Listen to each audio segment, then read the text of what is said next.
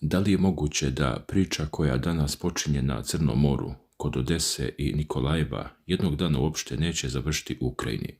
Da li je moguće da će se linija velikih potresa pomerati dalje prema jugu, preko Crnog mora, sve do Bosfora, Istambula i jednog od najvažnijih simbola pravoslavnog sveta, Svete Sofije?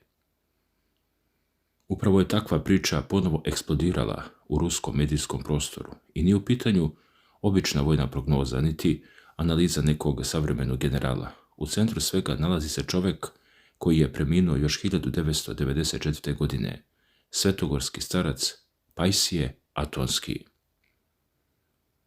Njegovo ime danas se ponovo izgovara od Rusije do Grčke, ali i među pravoslavnim narodima širom Balkana, jer mu se pripisuju riječi o raspadu Sovjetskog saveza, velikim potresima koji čekaju Tursku, sukobu oko mora, ulozi Rusije, Carigradu i budućnosti Svete Sofije. A sada je ruski Carigrad otišao korak dalje, u priču uključio Odesu, Nikolajev i Herson. Drugim rečima, ono što je decenijama zvučalo kao daleka priča o budućnosti, ruski medijski prostor pokušava da poveže sa događajima koje gledamo pred sobom. I upravo zato ćemo krenuti od početka. Ne da bismo tvrdili da znamo šta će se dogoditi, niti da bismo svaku rečenicu koja se na internetu pripisuje Pajsiju automatski proglasili autentičnom, već da bismo razdvojili tri stvari. Ono što je zaista zabeleženo u svedočenjima o Pajsiju, ono što mu danas pripisuju ruski mediji i ono što se trenutno zaista događa na prostoru Crnog mora. Jer kada se te tri linije ukrste, dobija se priča od koje je teško skrenuti pogled. Pajsije Atonski rođen je kao Arsenije Eznepidis 1924. godine u Kapadokiji. Nije bio čovjek koji je život proveo u kabinetima proučavajući geopolitiku. Njegova porodica pripadala je grčkom stanovništvu, koje je posle grčko-turskih sukoba i razmjene stanovništva moralo da napusti Malu Aziju. Ta rana ostala je duboko u njegovom životu i iskustvu. Kasnije je služio vojsku kao radio operater tokom Grčkog građanskog rata, a zatim otišao monaškim putem i završio na Svetoj gori. Umro je 12. jula 1994. Vaseljenska patrijaršija ga je 13. januara 2015. zvanično unijela u diptih svetih pravoslavne crkve. To je važno naglasiti zbog jedne stvari. Pajsije nije internet legenda nastala pre nekoliko godina. On je stvarna ličnost savremenog pravoslavlja, čovjek čije su razgovore, pouke i sećanja beležili ljudi koji su ga poznavali, ali upravo zato što je bio toliko poštovan, posle njegove smrti oko njegovog imena počinje da raste ogromna količina priča, tumačenja, prepričavanja i navodnih proročanstava. I tu nastaje problem koji traje do danas. Šta je zaista rekao Pajsije, a šta je kasnije dopisano? Čak i pravoslavni izvori koji veoma ozbiljno pristupaju njegovim proročanstvima upozoravaju da su se tokom godina autentična svedočenja mešala sa pogrešnim tumačenjima i lažnim predviđanjima.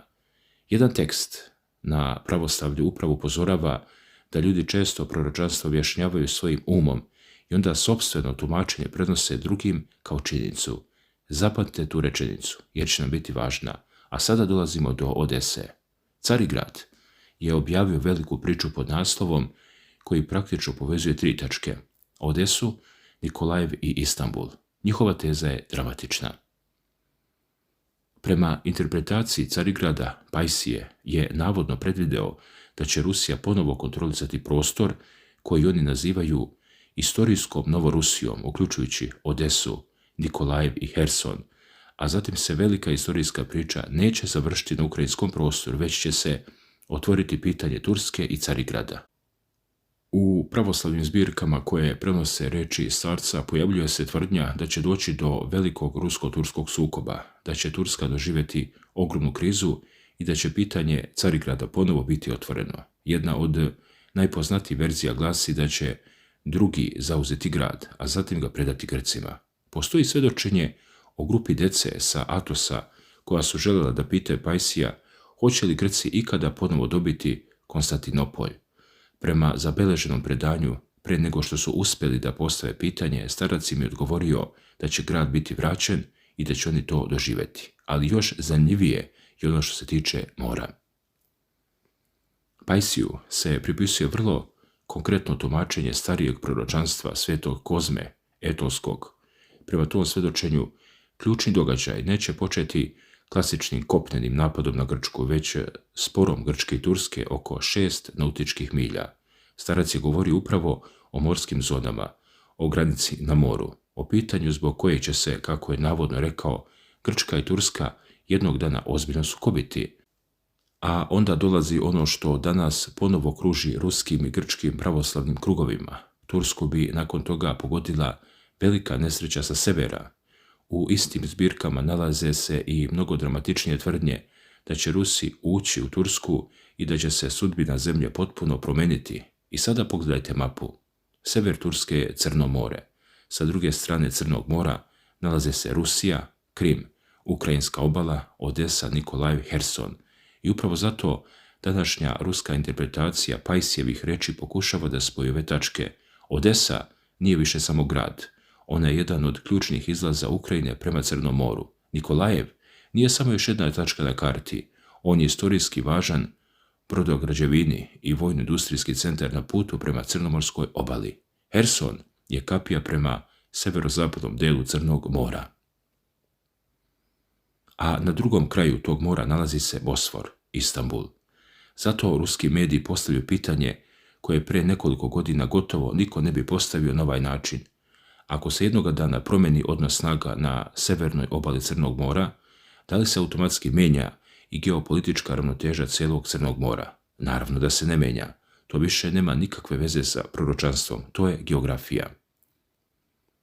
Ko kontroliše velike crnomorske luke, kontroliše trgovačke pravce, vojnu logistiku, pomorske prilaze i deo energije regiona. Zato su Odesa, Sevastopol, Novorosijsk, Bosfor i Dardaneli delovi istog ogromnog strateškog sistema.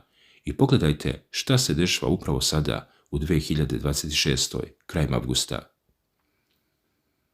Crno more ponovo je jedan od najosjetljivijih tačaka čitavog rata. Reuters je objavio da je Ukrajina preko posrednika ponudila Rusiji uzajamni prekid napada na civilne ciljeve u Crnom moru, dok je aktivnost ukrajinskih luka, posebno oko Odese, već bila ozbiljno smanjena. Istovremeno su pogođeni ruski kapaciteti u Novorosijsku. Samo dan ranije, prema Reutersu, ukrajinski napadi pogodili su pomorske i izvozne kapacitete u ruskom Novorosijsku, jednoj od najvažnijih luka na istočnoj strani Crnog mora. A zatim je 20. avgusta Rumunija morala da reaguje zbog eksplozivnog pomorskog sredstva u blizini ogromnog projekta Neptun Deep, jednog od najvažnijih energetskih projekata u Crnom moru. Drugim rečima, ljudi, pogledajte šta imamo.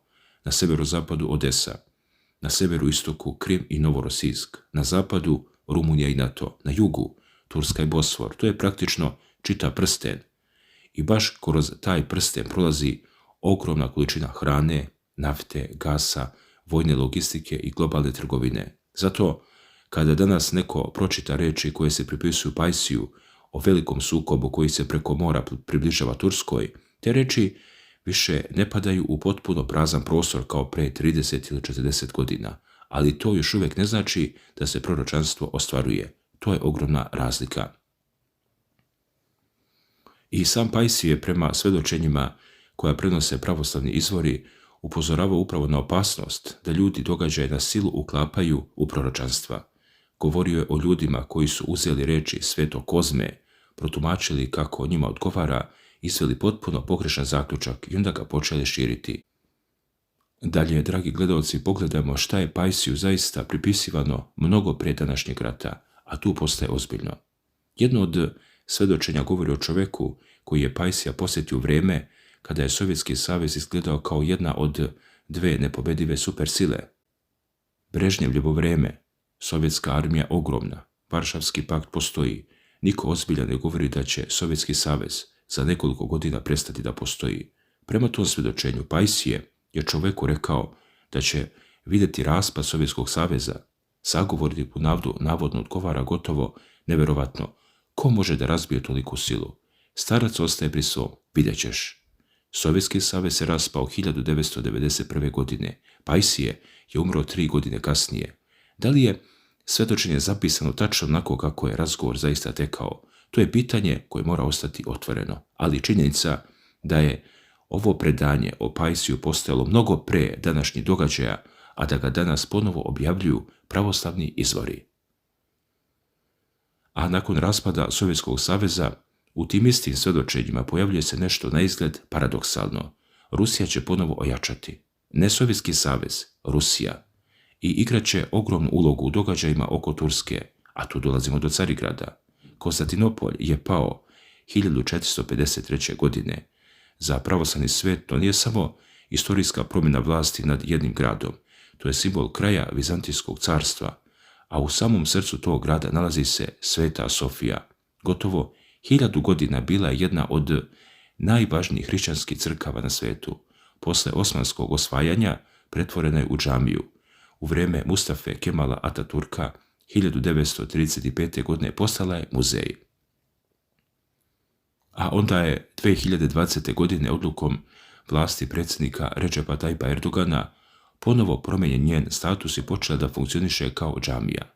UNESCO u svojim dokumentima potvrđuje da je Turska 2020. godine promijenila status Svete Sofije u hore iz muzeja u džamije, nakon čega su međunarodne stručne misije pratile utjecaj tih odluka na njihovo očuvanje i tu dolazimo do možda najjačeg simbola čitave priče. Šta ako povratak Carigrada, koji se pojavljuju u starim proročanstvima, uopšte ne mora da znači ruske tenkove pred Istanbulom? Šta ako se jednoga dana promijeni status Svete Sofije? Šta ako se krst ponovo pojavi tamo gdje ga milioni pravoslavaca zamišljaju? Šta ako se politička arhitektura regiona promijeni bez klasičnog zauzimanja grada? Upravo tu Carigrad pokušava da otvori potpuno drugačiju interpretaciju. Njihova ideja da izraz Carigrad će biti vraćen ne mora obavezno značiti klasično osvajanje. Može značiti povratak jedne od najvećih pravoslavnih svetinja crkvi i tada se proročanstvo odjednom čita na potpuno drugačiji način. Ne kao vojna karta, već kao duhovni politički simbol, ali postoji još jedna stvar koju nikako ne smemo preskočiti. Turska danas nije Turska iz vremena Osmanskog carstva. To je država sa više od 80 miliona stanovnika, članica NATO-a, ima jednu od najvećih vojski u alijansi, kontroliše Bosfor i Dardanele, ima ogromnu ulogu na Kavkazu, Balkanu, Bliskom istoku, Crnom moru i istočnom Mediteranu. Erdogan godinama vodi politiku strateške autonomije. Turska sarađuje sa Rusijom tamo gdje joj odgovara, suprotstavljaju se tamo gdje joj odgovara, posluje sa Zapadom, ostaje u NATO, pregovara sa Europskom unijom i istovremeno pokušava da stvori sopstveni centar moći. Zbog toga bi bilo kakav direktan rusko-turski rat danas imao posljedice koje prevazilaze dve zemlje. Odmah bi se pojavilo pitanje NATO-a, člana 5, Crnog mora, Kavkaza, Sirije, energetike Bosfora, Balkana. Zato je tvrdnja da bi Rusija jednostavno mogla da uzme Istanbul u savremenim okolnostima mnogo komplikovanija nego što zvuči u naslovu nekog članka, ali upravo tu Pajsijeva predanja dobijaju svoju misterioznu dimenziju, jer prema tim zapisima Grčka navodno neće sama krenuti u osvajanje grada. Velike sile će ući u sukob. Grad će promijeniti sudbinu kao posljedica mnogo šireg međunarodnog obračuna, a onda će biti predat Grcima. U nekim verzijama Pajsijevih reči govori se i o velikoj bici Rusa i Evropljana oko Konstantinopolja. Opet naglašavam, ovo nisu vojni planovi. A onda se pojavljuje Juri Bondarenko, ruski politikolog, koga citira Cargrad, iznosi mnogo konkretniju i mnogo politički tvrdnju od samih religijskih predanja. Bondarenko veruje da će u jednom trenutku ukrajinski front doživjeti unutrašnji slom zbog iscrpljenosti, nedostatka resursa i pada morala i da bi nakon toga događaji mogli krenuti veoma brzo. On ide mnogo dalje i govori o ulasku čitave Ukrajine, uključujući Odesu i Nikolajev u sastav Rusije. Ali pogledajte kako je konstrukcija napravljena. Prvo, politički analitičar kaže front bi mogao da se raspadne, zatim mediji to povezuje sa Odesom i Nikolajevom, nakon toga uključuje Pajsija, a zatim priča prelazi preko Crnog mora i završava pred Svetom Sofijom. Zato je tema toliko jaka. Ona kombinuje rat, istoriju, veru, proročanstvo i geografiju, ali postoji deo priče koji je možda čak važniji od svih mapa. Sam Pajsije je, koliko možemo zaključiti iz njegovih autentičnih duhovnih pouka, mnogo manje bio zainteresovan da ljudi izračunavaju godinu velikog rata nego da promene sopstveni život. To se danas često izgubi. Ali istorija nas upozorava koliko se brzo ta mapa može promeniti. Ruske armije su u 19. veku zaista stizale izuzetno blizu osmanske prestolnice. Tokom Rusko-Turskog rata 1877-1878 ruske trupe izbile su do San Stefana, nadomak Konstantinopolja. Velike evropske sile tada nisu želele potpuni slom Osmanskog carstva i rusko preuzimanje kontrole nad Moreuzima. Drugim rečima, ono što danas zvuči kao potpuno fantastična zamisao, ruska vojska neposredno pred Carigradom, istorijski se već jednom gotovo dogodilo, ali današnji svijet je drugačiji. Turska je NATO, Rusija je nuklearna sila, Evropa je drugačija, SAD su prisutne i svaki veliki rat oko Bosfora mogao bi da preraste u nešto mnogo veće. Zato se možda najzanimljivija interpretacija Pajsijevih reči krije upravo u onome što nije vojno, Sveta Sofija.